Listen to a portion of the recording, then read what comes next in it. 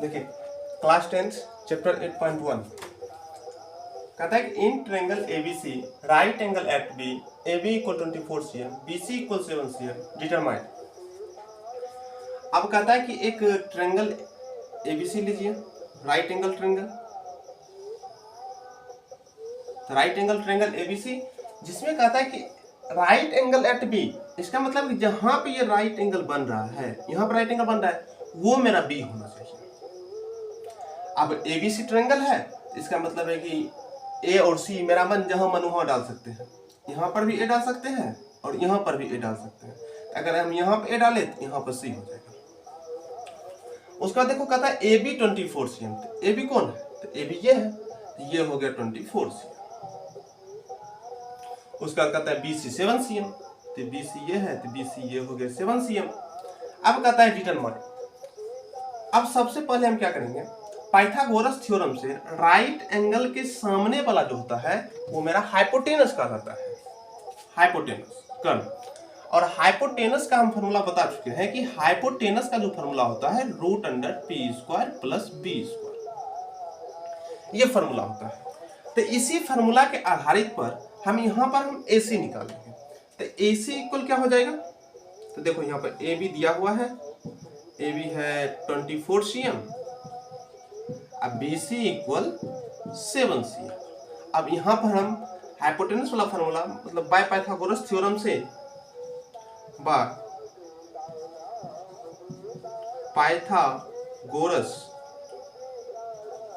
Theorem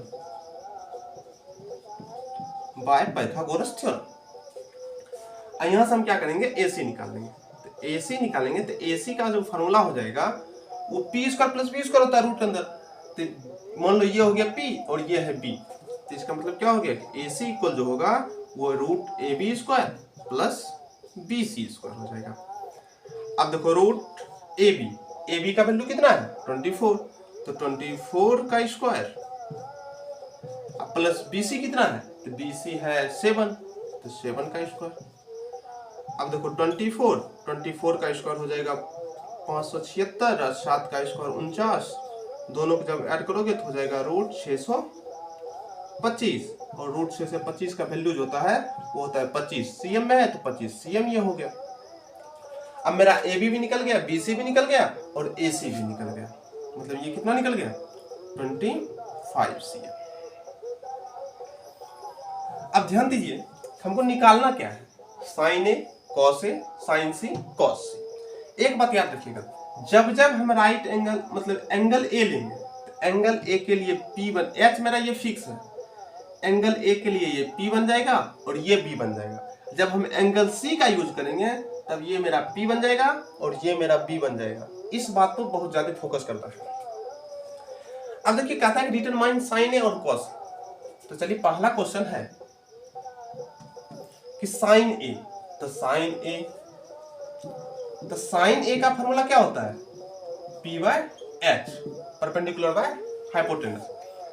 अब P का value क्या है, देखो कौन सा एंगल ले रहे हैं, एंगल A, sin A, इस पे ध्यान देना है A, तो इसका मतलब हम एंगल A ले रहे हैं और A के सामने वाला जो है ये कहलाता है P।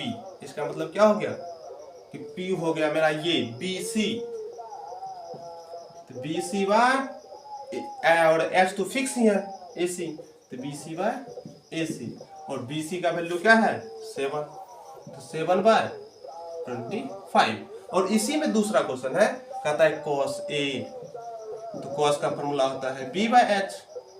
और देखो A, तो A के लिए ये तो बन गया P, ये मेरा H फिक्स है, तो ये बच गया B, तो इसका मतलब B कौन है AB, तो AB/AC, और AB का वैल्यू कितना है 24, तो 24/25। सेकेंड नंबर क्वेश्चन है कहता है sin C और cos C। तो सबसे पहले हम sin C का वैल्यू निकालते हैं। तो sin C, sin का फॉर्मूला होता है P/H ही। अब देखो यहाँ पर भी P/H ही है, यहाँ पर भी sin है, लेकिन देखो दोनों के आंसर में यहाँ पर चेंज आ जाएगा। चेंज क्या आएगा, क्योंकि यहाँ पर हम एंगल A ले रहे थे और यहाँ पर एंगल हम C लेंगे। तो जब हम एंगल C लेंगे तो C के सामने वाला इस बार ये कहलाएगा P, तो इसका मतलब P कौन हो गया ए बी बाय, और एच फिक्स है, चाहे हम एंगल ए ले चाहे हम एंगल सी ले, तो ए बी बाय ए सी। अब ए बी का वैल्यू कितना है 24, तो 24 बाय 25। और इसी पे दूसरा क्वेश्चन है cos c, तो cos c का वैल्यू, cos c का फॉर्मूला होता है b बाय h। अब तुम लोग खुद समझ गए होंगे कि c में b कौन लेंगे, तो c में b लेंगे, ये मेरा p हो गया, तो इसका मतलब ये मेरा b हो गया, तो b हो गया bc, तो bc बाय ac, और bc का वैल्यू कितना है 7, तो 7 बाय 25, यही तुम्हारा आंसर हो गया। थैंक्स।